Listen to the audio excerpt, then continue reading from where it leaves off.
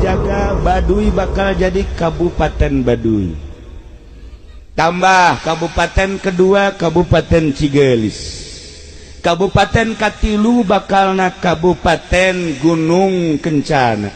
Kabupaten kaopat bakalna Kabupaten Cibaliung. 4 kabupaten insyaallah bakal memenuhi persyaratan jadi provinsi. Jadilah ke provinsi Ujung Kulon. Bakal aya Kodam Jaya 35. Tidinya bakal ngebentuk Banten 2. Ulah kaget engke bakal terjadi seperti eta.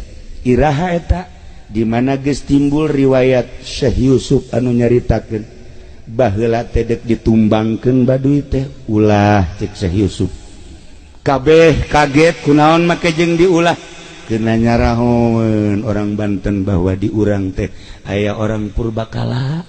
Mun di Amerika aya Indian, lamun di Kalimantan aya Eskimo, lamun aya Dayak, lamun di Garut aya orang Padukuhan, lamun di Banten aya orang Baduy.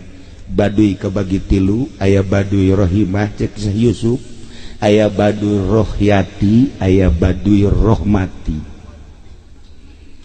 Baduy Rohimah, Baduy anu bakal arasut Islam, nu bakal ngebantu di mana geus terjadi provinsi Banten 2, bakal terjadi peperangan nu bakal dibantu ku Baduy Rohimah.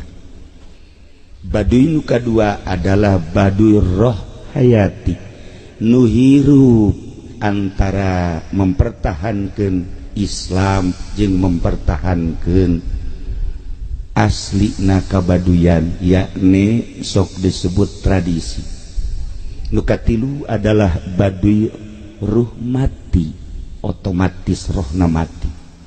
Istimewa Syekh Yusuf ngomong teh hampir-hampir teu kaharti ku urang. Sugan teh manu katilu teh Baduy Rohmati horeng ruh mati. Ruhna geus teu bisa diganggu gugat. Nu pertama berjuang asup ka lembur Baduy. Ieu adalah seorang utusan Banten nu sok disebut Wijaya, nu pernah basantren nyana ka Jawa Tengah ka Jawa Timur, memperjuangkan Islam asup ka nagara. Nah, padahal geus dilarang ku karuhun Banten ulah waka heuladan Wijaya. Kulantaran nyana boga titipan ti guruna kudu diperjuangkeun bae. Nyana terus berjuang, ternyata gelutlah nyana jeung oray. Rupana rupa oray tapi di dieu nama ke mahkota kerajaan. Tidinya terus